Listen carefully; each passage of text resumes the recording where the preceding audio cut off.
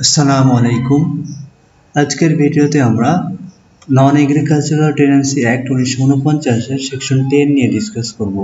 এখানে বলা হচ্ছে যে কোনো নন এগ্রিকালচারাল ল্যান্ড যদি রিলিজিয়াস পারপোজে ইউজ করা হয় তাহলে সেটা সেকশন 7 যে শ্রেণীর নন এগ্রিকালচারাল ল্যান্ডের কথা উল্লেখ রয়েছে সেই শ্রেণীর ল্যান্ডের অন্তর্ভুক্ত হবে এই ল্যান্ডগুলো, এবং ওই আইনে ওই সেকশনে যে রাইটগুলো উল্লেখ রয়েছে সেই রাইটগুলো সংশ্লিষ্ট টেন্যান্ট এনজয় করবে।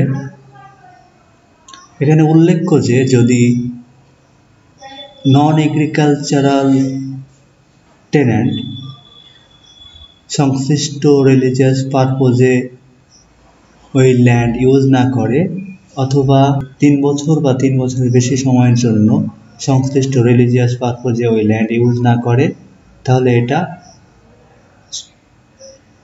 উচ্ছেদযোগ্য হবে। ওই ল্যান্ড থেকে সংশ্লিষ্ট টেন্যান্টকে উচ্ছেদ করা যাবে by the decree of the court.